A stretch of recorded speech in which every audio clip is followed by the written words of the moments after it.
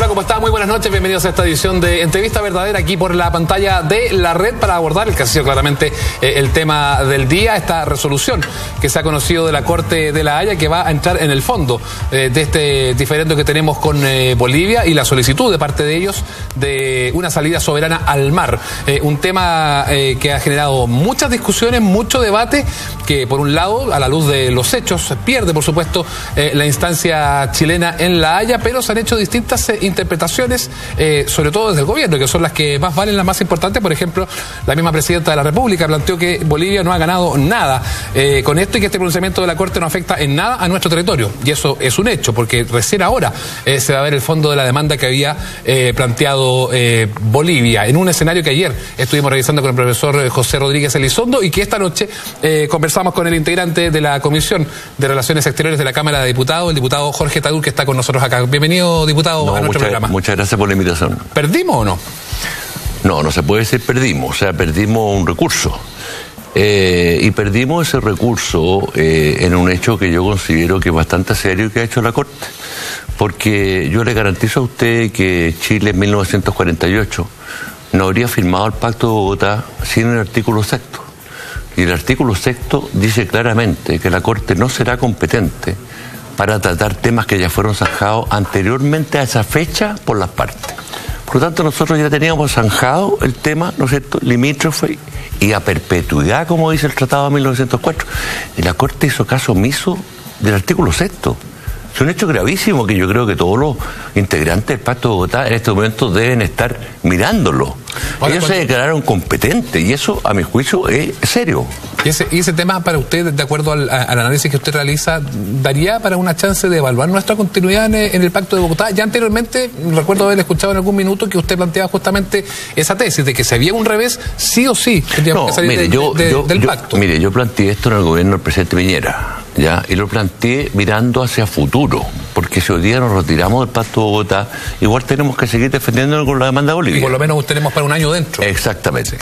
Pero pensando hacia futuro, yo hice ese planteamiento que nosotros lo reconsideremos. ¿Por qué razón? Yo lo voy a explicar.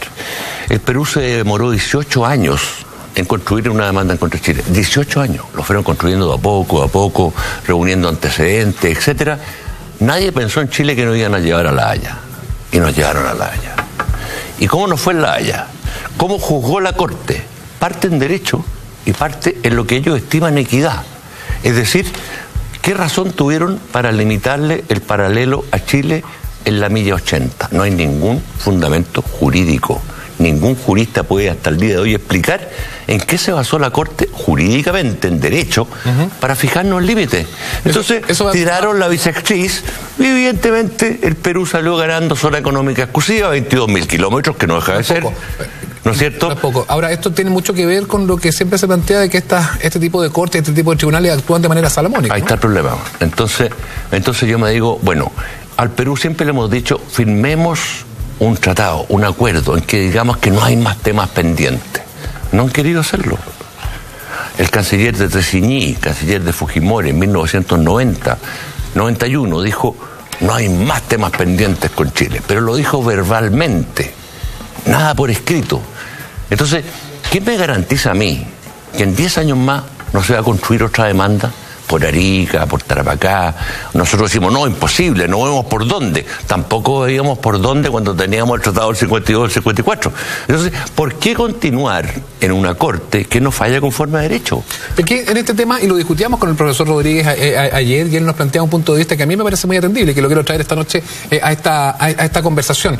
Hemos actuado muy apegados al derecho internacional y poco apegados a la diplomacia. Es una de las sentencias que planteaba el profesor ayer en la conversación que tuvimos aquí en el programa.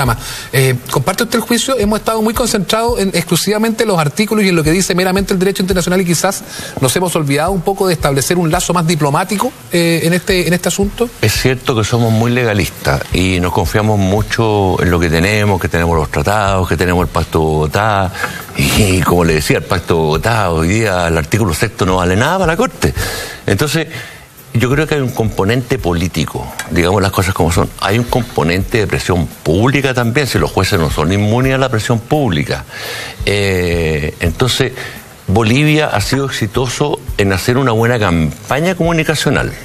¿Pero usted cree que meramente se compra un discurso comunicacional por sobre lo que puedan decir los artículos o lo que corresponda? La presión pública cuenta mucho. Yo le voy a decir... Hablaría bastante mal de la Corte. Mire, yo le reconozco que Bolivia tuvo un logro comunicacional cuando hicieron pronunciarse al Papa Francisco. El Papa Francisco dijo, no es injusto. Bueno, es que está diciendo que es justo. El Papa es una autoridad mundial. O sea, no es que seamos católicos o no seamos católicos. Es una presión de opinión pública, ¿no es cierto? Y en eso han sido exitosos. Y nosotros hemos sido muy reactivos. Ahora, nosotros no podemos estarle, y la presidenta de Chile no puede estarle contestando toda la semana al presidente Morales, porque nos agrede todas las semanas, dice algo. Hoy día pareció moderado, fíjese, no sé si usted lo vio. Sí, claro. Estuvo bastante moderado. Desde la humildad construyó su... Claro, pero el problema es que él un día dice una cosa, al día siguiente cambia y dice otra cosa. Entonces, es muy difícil, digamos, yo creo que tenemos que hacer más efecto comunicacional de parte de Chile. Yo creo que ahí hemos fallado. A propósito de eso, a propósito de lo comunicacional, que usted lo pone como un tema en el cual hemos fallado. Aquí se ha construido en lo interno una imagen constante de que el trabajo de los abogados que representan a nuestro país, la delegación chilena, el equipo chileno, ha hecho una defensa robusta y sólida. Que a la luz del resultado, si lo vemos meramente en la votación, o sea, de un 14-2, que es el resultado que recibe la Corte, independiente de todas las interpretaciones que se pueden hacer del fallo después, un 14-2 habla de que no fue ni robusta ni sólida. ¿Por qué se construyen esos discursos finalmente que terminan confundiendo un poco la opinión pública? La gente que se sienta a ver esto sin mayores conocimientos, que lo ve casi como con la efervescencia de un partido de fútbol, y que termina, por decirlo de alguna manera, y perdone lo duro el concepto, termina media engañada por lo que se plantea de las defensas sólidas y robustas. ¿Podemos decir que hubo fallas en eso, que no era ni tan sólida ni tan robusta como se planteó en un minuto? Mire, yo estuve en todos los alegatos de La Haya. Y yo encontré que los abogados nuestros fueron muy buenos. Y fíjese usted que la abogado argentina expuso, pero brillantemente, sobre el Pacto de Bogotá. Y resulta que hoy día los jueces dicen que el artículo 6 no corre nomás. O sea, se hizo una defensa jurídicamente potente, pero jurídicamente potente. Entonces, hoy día decir, mire, falló la estrategia jurídica, no. Pero yo le voy a decir una cosa más. Ahora, eso nosotros desde lo comunicacional en todo caso. Claro, pero le digo una cosa. Nosotros apoyamos toda la presidenta Bachelet, todos los sectores políticos, para que se presente la invocación de incompetencia de la Corte. Si no hubiésemos presentado eso, hoy día estaríamos con un fallo mucho peor para Chile. Pero eso a lo mejor no lo sabemos, porque de todas formas, ahora recién se va a ver el fondo, y a lo mejor, como usted planteaba esto, de acuerdo a lo que alguna vez había conversado con la gente del Perú, que sería bueno firmar un acuerdo final, un punto final, a lo mejor revisar, ir directo con la buena argumentación o con la sólida y potente argumentación que se nos da a entender que tiene Chile, perfectamente podríamos zanjar para siempre este tema con Bolivia. Es que, ¿sabe? Usted le habría dado inmediatamente legitimidad a la Corte si lo hacía. Y habría sido una mala estrategia para Chile. Y la Corte termina legitimada igual. Pero la Corte se habría empoderado muchísimo más. Cuando usted le dice, señor, usted es incompetente y aquí está el Tratado de Bogotá, la Corte tiene que tener más cuidado. Y usted ha visto que lo que han dicho ellos es que ellos van a revisar si Chile estaría obligado a negociar, pero tampoco con un resultado delimitado. Bueno, acabo de escuchar a Carlos Mesa diciendo que nosotros estamos equivocados, que hemos tergiversado el fallo, que no hay ninguna limitación. Pero está escrito, que lo que la Corte ha dicho simplemente es que ellos no pueden decir que es por Arica o por Antofagasta, pero evidentemente que tiene que haber un resultado concreto de soberanía. Bueno, esa es la interpretación que ellos tienen y la que van a alegar evidentemente en la Corte. Ahora nos toca a nosotros presentar la contramemoria, porque ellos ya presentaron su memoria. Y bueno, vamos a seguir un juicio que va a durar 2 años y medio, 3 años, que nos va a costar dinero. Mucha plata. 14 eso es un triunfo del derecho internacional, por decirlo de alguna manera, porque los abogados van a seguir cobrando una buena cantidad de plata. Claro, pero yo diría que es un fracaso del derecho internacional porque no se ha respetado. No se ha respetado claramente. Si usted revisa el Pacto de Bogotá. Lo decía con ironía en todo caso. Por el tema del bolsillo. Sí, bueno, con Perú nos costó 14 millones de dólares. ¿Cuánto nos va a costar ahora? También nos va a costar. Los abogados internacionales son caros. Y por lo tanto, bueno, pero en definitiva, fíjese que yo creo que pongámonos en el peor de los casos, que la Corte diga, ya, Chile tiene la obligación de negociar, pero no dice nada más. Bueno, nos sentamos a negociar, nos sentamos a conversar. Pero resulta que hay un tercero también, pues. Ahí entra Perú. Que se llama Perú. Y resulta que ¿cuál sería la única fórmula factible a través de la línea de la Concordia? ¿No es cierto? Usted no va a dividir el país en dos por Antofagasta, imposible. Eso todos los expertos han planteado que es una tesis muy improbable, por no decir imposible. Entonces, ¿y qué pasa con el Perú? El Tratado del 29 dice, si Chile le entrega el territorio a una tercera nación, tiene que consultarle al Perú. ¿Y qué va a decir el Perú? Lo que ya nos dijo antes, después de Charaña. Nos dijeron, ustedes quieren dar un corredor. Está bien, pero nosotros queremos soberanía compartida sobre el puerto de Arica. ¿Y por qué no hemos nosotros desde Chile integrado inmediatamente a Perú en esta discusión? Plantear a la Corte que aquí hay un tercero implicado. Yo presumo que ahora en el fondo se va a poder analizar un poco más, porque además llama mucho la atención una declaración que hizo hace algunas semanas el presidente Humala, que él mismo planteó, no recuerdo la cita exacta, pero en el fondo brindó un apoyo a la demanda boliviana. Claro, pero es que eso, perdóneme, pero un poquito de hipocresía, porque ellos dicen, mire, a mí me lo han dicho en privado, embajadores del Perú en Chile, me han dicho, mira, nosotros no nos oponemos, pero tú comprenderás, Jorge, que eso no va a ser gratis. Me lo han dicho derechamente. O sea, tienes que darnos algo a nosotros. Pero para Chile es inaceptable, ¿no es cierto?, que el puerto de Arica sea compartida la soberanía. Entonces, eso es inaceptable. Además que el Perú nunca va a querer perder su frontera con Chile. No va a querer, por motivos comerciales, ¿no es cierto? Por Tacna, Arica, un tránsito permanente. Jamás van a querer perder la frontera y tener que pasar por Bolivia.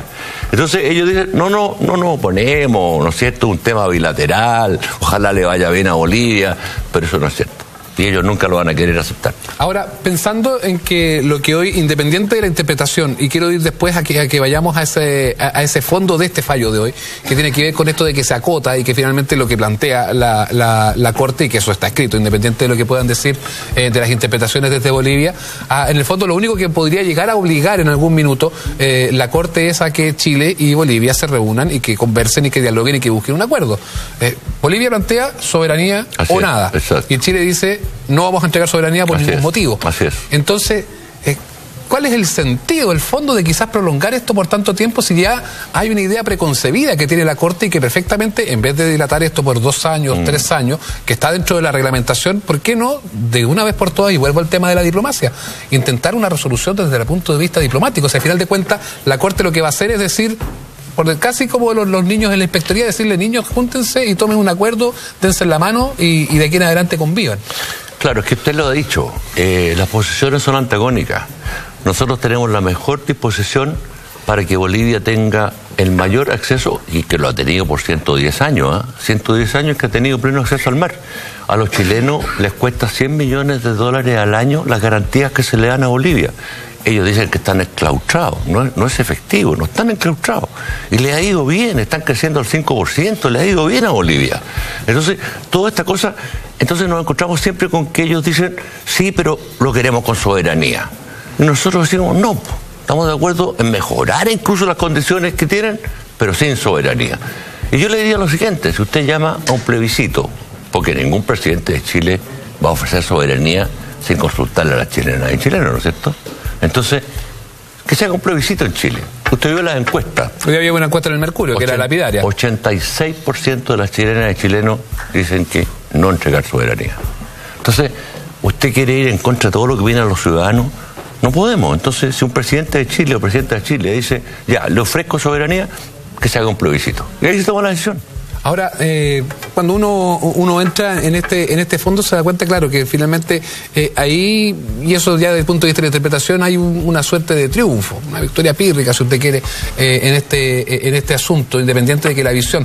A mí me sigue llamando mucho la atención que a la hora de hacer el análisis siempre se planteaba que la postura chilena tenía que prevalecer y que seguramente iba a ganar. Más allá de que algunos hoy plantean que no era tan así, que ahí había un mensaje para, en el fondo, tranquilizar un poco a la gente, que yo no sé si es necesariamente una buena idea.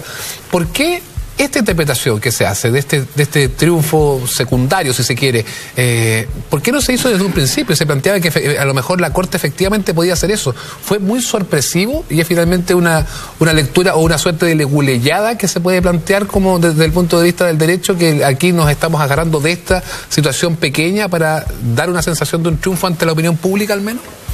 Yo creo que eso es lo que está haciendo Bolivia. ¿Por qué no lo planteo del lado chileno? No, desde el lado chileno lo que se ha... Nos estamos colgando, para dejarlo súper claro, nos estamos colgando finalmente de que se acota este tema para decir en realidad lo de Bolivia fue desestimado, pero finalmente lo de Bolivia fue una votación fue mayoritaria. Es cierto que logramos que se acote en forma bastante profunda lo que ellos pedían. Ellos pedían negociación con resultado concreto, con soberanía, y la Corte eso no se lo dio.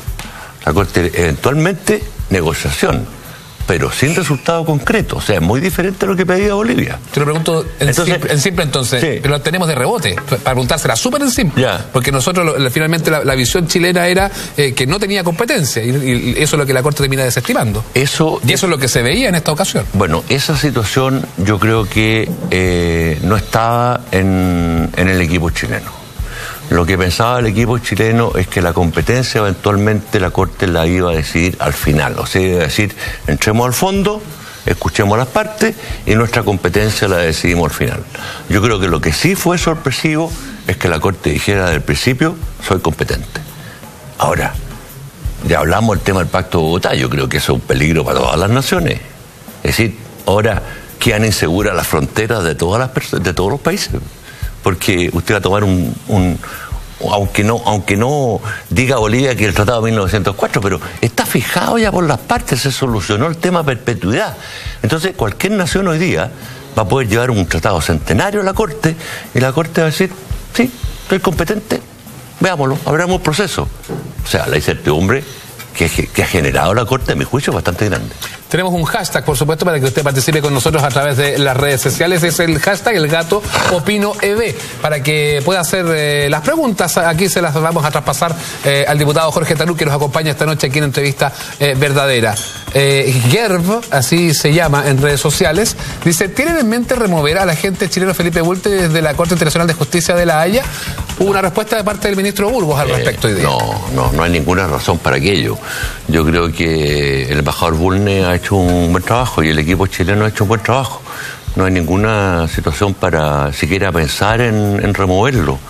Es divertido que se hable, independiente de si el desarrollo y la construcción del trabajo fue buena, pero el resultado final en este tema, que era simplemente ver competencia o no competencia, se termina perdiendo. Entonces, eso es lo que yo le planteaba anteriormente, sí, se termina transformando como en victorias pírricas. Es que mire, usted puede tener al mejor abogado y la mejor causa, y la Corte, aquí en Chile, le puede condenar y estar en contra de su causa.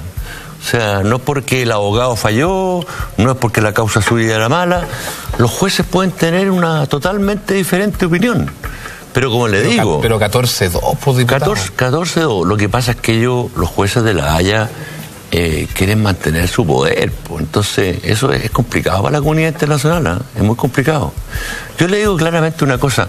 ¿Usted cree que a Estados Unidos, a China, a Rusia, a Francia, al Reino Unido le dirían que están obligados a negociar su territorio? ¿Usted cree que lo harían? No lo sé.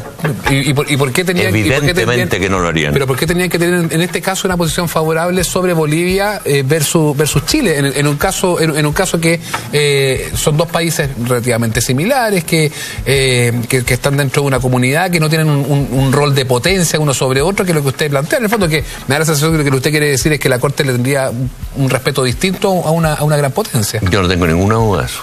Además que la Corte tiene jueces de sus nacionalidad. Claro, pero aquí está hablando Chile con Bolivia. Claro, pero ellos quieren mantener su poder y eso a mí me parece muy serio, fíjese. Yo no comparto. Yo creo que aquí no se ha resaltado suficientemente que el artículo 6 se lo metieron al bolsillo. Eso es muy grave lo que ha pasado hoy día. Es muy grave. Todavía no se está digiriendo por la comunidad internacional. Pero cuando empiecen a digerirlo bien, van a decir, oye, cuidado que lo que le está pasando a Chile también nos puede pasar a nosotros. Ojo, nosotros tenemos que advertirle eso a la comunidad internacional y hacer el trabajo comunicacional que tenemos que hacer. El tema es que la comunidad internacional hoy por hoy, al menos desde lo comunicacionnal aparece más cercano y constantemente haciendo apoyos, y si no directos, más bien velados o guiños a lo boliviano. Entonces ahora vamos a levantar nosotros la mano a decir, oiga, escuchen a nosotros porque nos están, es casi como llevarlo, si lo llevamos a una alegoría futbolística, como que el árbitro nos está saqueando. No, sí, mire, yo le reconozco que la causa boliviana tiene simpatía, evidentemente que las tiene. ¿Por qué? Porque ellos han sabido hacer hacerse las víctimas, ¿no es cierto?, del país enclaustrado, del país pobre, etcétera, con este país que le va tan bien y que es muy egoísta, que nos invadió, que no nos quiere dar un pedacito de mar. ¿Y no es una realidad eso? A ver, mire, nosotros somos responsables de la pérdida del 11% del territorio boliviano. Lo plantea el presidente Lago hoy día. Claro. Brasil les quitó, Paraguay les quitó, Argentina bueno. También. ¿Y por qué se van contra Chile? Porque hay mar. Bueno, pero ¿se van a querellar, se van a demandar también a Brasil? Eso es lo que uno se pregunta. Entonces, ellos han sabido presentarse. Yo le digo una cosa, cuando Evo Morales era diputado, él se fue al Parlamento Europeo y hizo lobby con el tema de Bolivia. Esto lo supo la Cancillería y a mí la Cancillería me pidió que yo fuese al Parlamento Europeo para contrarrestar esta situación. Me entrevisté con aproximadamente 30 eurodiputados de diferentes nacionalidades, de diferentes partidos, y todo cuando yo expuse me dijeron, mire, le encontramos razón, si el derecho está de parte de Chile, eso no tenemos ninguna duda, pero no pueden hacer un esfuerzo por este país pobre. O sea, usted nota que habían simpatía, o sea, han sabido hacer su política comunicacional y su política diplomática también. Pero el derecho sí nos avala. Y eso la Unión Europea, y en este caso el Parlamento Europeo, estaba muy consciente que Chile está actuando conforme a derecho. El problema es que la Corte parece que piensa lo contrario, independiente de que ahora en el fondo es cuando se va a resolver. En el fondo se va a resolver, pero como le digo, yo creo que está muy acotada el margen de acción, y si la Corte eventualmente, porque todavía no está decidido, dice Chile tiene la obligación de negociar, bueno, ahí veremos en qué condiciones se negocia. Ahora, Chile siempre ha estado abierto a conversar con Bolivia. Le hemos ofrecido relaciones diplomáticas y no han querido, lo han condicionado siempre. Mire, la Unión Soviética con Rusia, con Estados Unidos, perdón, en plena Guerra Fría, ¿no es cierto? Embajador, tenía relaciones diplomáticas. Y Bolivia hoy día, recientemente, el canciller le ofreció nuevamente relaciones diplomáticas. Traigan un embajador, mandemos un embajador. Esa es la forma que se discute en diplomacia, que se conversa, que se parlamenta. No han querido. No, primero entréguenos territorio, después abrimos relaciones. Esa no es la forma de actuar. Ese es el tema. Ahora, si analizamos que este tema es un asunto unitario, que se ha visto como un asunto de Estado. Así es. ¿Cree que esto puede terminar perjudicando? Porque se habla mucho que en la política interna boliviana todas estas cosas favorecen mucho a Evo Morales. No le quepa duda que va a ser reelecto. Independiente de eso, acá en Chile, ¿usted cree que puede perjudicar al actual gobierno, independiente de que este es un tema de Estado y que ha estado visado, y que hoy, por ejemplo, la presidenta estuvo con todos los presidentes y que dio una declaración con ellos detrás? No quiero que me lo responda ahora, quiero que me lo responda luego de la siguiente pausa que vamos a hacer acá en Entrevista Verdadera, Entrevista Verdadera aquí por la pantalla de la red, para abordar el que ha sido claramente el tema del día, esta resolución que se ha conocido de la Corte de La Haya, que va a entrar en el fondo de este diferendo que tenemos con Bolivia, y la solicitud de parte de ellos de una salida soberana al mar. Un tema que ha generado muchas discusiones, mucho debate, que por un lado, a la luz de los hechos, pierde por supuesto la instancia chilena en La Haya, pero se han hecho distintas interpretaciones, sobre todo desde el gobierno, que son las que más valen, las más importantes. Por ejemplo, la misma presidenta de la República planteó que Bolivia no ha ganado nada con esto, y que este pronunciamiento de la Corte no afecta en nada a nuestro territorio. Y eso es un hecho, porque recién ahora se va a ver el fondo de la demanda que había planteado Bolivia, en un escenario que ayer estuvimos revisando con el profesor José Rodríguez Elizondo, y que esta noche conversamos con el integrante de la Comisión de Relaciones Exteriores de la Cámara de Diputados, el diputado Jorge Tadul, que está con nosotros acá. Bienvenido, diputado, a nuestro programa. Muchas gracias por la invitación. ¿Perdimos? Nada que ver. Ya estamos de regreso aquí en Entrevista Verdadera junto al diputado Jorge Tarú, integrante de la Comisión de Relaciones Exteriores de la Cámara de Diputados. Habíamos quedado pendiente con esta pregunta que yo le hacía, independiente de que es un tema unitario, que ha estado todas las fuerzas políticas y que de hecho usted avisaba que habían dado el ok a que se hiciera esta presentación. ¿Puede terminar perjudicando o dándole quizás un problema más al actual gobierno, sobre todo los índices de aprobación? Uno mira las encuestas, los índices de aprobación siempre están muy altos en el tema de política exterior y en el tema de la evaluación del ministro de Relaciones Exteriores, independiente del nombre. Siempre está bastante bien evaluado. ¿Cree que puede esto ser un golpe al respecto? No, yo pienso que no. Yo pienso que no, porque la presidenta Bachelet ha hecho lo que tenía que hacer Chile, sin ninguna duda. Haber hecho otra opción, ¿no es cierto?, de entregarse libremente a la Corte, vamos dándole, ¿no es cierto?, que... Ya estamos de regreso aquí en Entrevista Verdadera junto al diputado Jorge Tarúa, integrante de la Comisión de Relaciones Exteriores de la Cámara de Diputados. Habíamos quedado pendiente con esta pregunta que yo le hacía, independiente de que es un tema unitario, que han estado todas las fuerzas políticas y que de hecho usted avisaba que habían dado el ok a que se hiciera esta presentación. ¿Puede terminar perjudicando o dándole quizás un problema más al actual gobierno, sobre todo los índices de aprobación? Uno mira las encuestas, los índices de aprobación siempre están muy altos en el tema de política exterior y en el tema de la evaluación del ministro de Relaciones Exteriores, independiente del nombre. Siempre está bastante bien evaluado. ¿Cree que puede esto ser un golpe al respecto? No, yo pienso que no.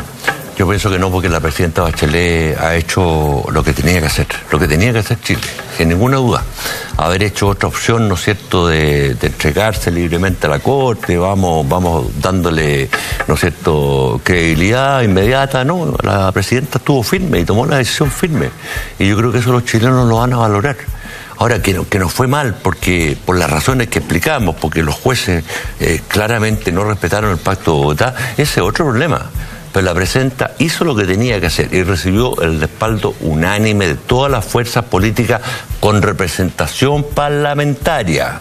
Soy claro en decirlo, desde la U del Partido Comunista. Porque hay un caballero que se fue a Bolivia, dio conferencia de prensa con Evo Morales, apoyó la demanda en contra de su propio país y después se vino acá. ¿Quién? Pero no tiene representación parlamentaria. ¿Quién? Marco Enrique. ¿Usted cree que ahí hay una situación y un vínculo que se da con... ojo que es la figura mejor evaluada de la centroizquierda, además? Pero está calladito, porque no ha dicho nada de este fallo. Y usted es cosa que vea los archivos de prensa del canal para ver la conferencia de prensa que dio y apoyó férreamente la posición de Bolivia. ¿Esto le puede generar un problema a la hora de la búsqueda de un consenso y pensando que él podría erigirse como un candidato en la centroizquierda que puede presentarse a una primaria? Mire, la gente es la que tiene que jugar eso. Es la gente la que tiene que jugar... ¿Quién quiere que dirija el país, no es cierto? Que sean personas comprometidas con la soberanía, con nuestro país, con los intereses nacionales. Y si tuviera la nueva mayoría que jugársela por apoyar, usted estaría en contra, presumo. Yo creo que él va a tener que ir a una primaria, no desconozco. Yo no veo mucho piso en la nueva mayoría para que él participe de las primarias de la nueva mayoría, francamente. Ya, pero volvamos a lo que estábamos conversando ahora, porque aprovechando que usted dijo, le hice esa pregunta. Pero nos quedan muy pocos minutos y quiero preguntarle qué es lo que viene ahora, de acuerdo a las reuniones, y para explicárselo un poquito a la gente de las reuniones que han tenido, qué es lo que viene ahora y cómo se va a abordar el tema de aquí en adelante. Mire, lo que viene ahora es lo siguiente. La Corte todavía no ha definido qué plazo le va a dar a Chile para la contramemoria. Generalmente pueden ser 8 meses, hasta un año, depende. Eso se negocia un poco entre las partes. O sea, la Corte le pregunta, mire, Chile, ¿cuánto estima usted que puede contestar? Chile dirá, no sé, deme un año. Y eso es lo que viene ahora, preparar la contramemoria, se presentará, y después viene una réplica de Bolivia, y después una dúplica de Chile. Y después, al igual que la gente lo recordará con Perú, los alegatos orales, ¿no es cierto?, donde vienen los abogados a defender, ¿no es cierto?, cada posición. Y de ahí la Corte se toma un tiempo nuevamente para fallar, ¿no es cierto? Y bueno, estamos partiendo para 2 o 3 años sin ningún problema. El diputado Jorge Tarúa ha estado esta noche con nosotros acá en Entrevista Verdadera. Gracias por acompañarnos. No, muchas gracias a la red por la invitación y a usted, don Sebastián. Que esté muy bien. Revisemos una síntesis, esto es lo más importante que ha ocurrido durante esta jornada.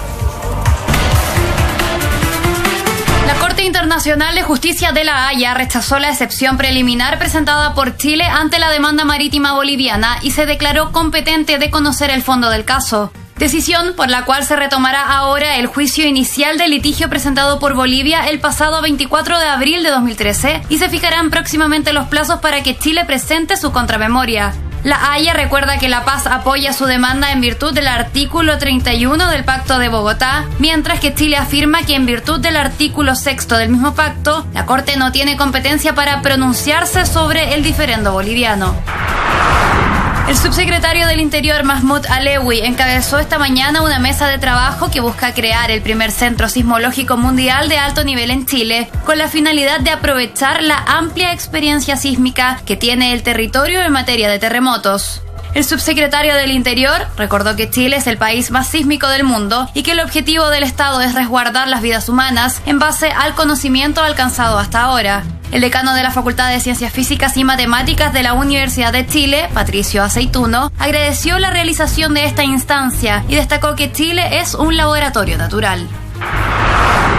El Papa Francisco mostró ante el Congreso de Estados Unidos su perfil más político al pedir la abolición de la pena de muerte, acabar con el tráfico de armas y ver a los inmigrantes como personas y no como números. El pontífice usó las figuras de Abraham Lincoln, Dorothy Day, Thomas Merton y Martin Luther King y citó la Declaración de Independencia de Estados Unidos para glosar un discurso de 50 minutos pronunciado en inglés ante una sesión conjunta de las dos cámaras en el Capitolio de Washington. Francisco viajará a Nueva York, donde mañana hablará ante la Asamblea General de Naciones Unidas. El fin de semana asistirá en Filadelfia al Encuentro Mundial de las Familias. El debut de David Pizarro ha sido el más esperado del campeonato. El volante llegó como el principal fichaje de Santiago Wanderers, el club en el que se formó y dio sus primeros pasos como profesional después de una larga y exitosa carrera en Europa. Sin embargo, no había podido estrenarse con el equipo de Emiliano Astorga, producto de un edema en el muslo derecho. Ahora las señales son categóricas. En Valparaíso explican que el fantasista ha cumplido una semana normal de trabajo y que no ha experimentado molestias derivadas de la dolencia, que recrudeció durante un entrenamiento de la selección, lo que también le impidió estar en el amistoso ante Paraguay. En ese contexto, en el club porteño confirman que Pizarro jugará ante los Cementeros. Ante la exitosa venta de entradas para el recital de Sting en Chile, a realizarse el 29 de octubre en el Movistar Arena, la producción abrió nuevas localidades. Luego de vender más del 80% de los tickets, el show del ex The Police contará con asientos laterales y que se dividirán en diamante lateral, platinum lateral y golden lateral. Los nuevos boletos estarán disponibles a través de Punto Ticket desde este viernes 25 de septiembre a las 12 del día. Mientras se confirma que Silver, platea baja Silver, platea alta Golden, platea alta Silver y tribuna ya se encuentran agotadas. Ahí está, quedaron informados entonces de la actualidad de Chile y del mundo, quedan conectados. De aquí en adelante en la pantalla de la red ya llega Mentiras Verdaderas de Ignacio Franzani y todos los temas que todas las noches usted disfruta acá en la pantalla de la red. Que esté muy bien, muy buenas noches.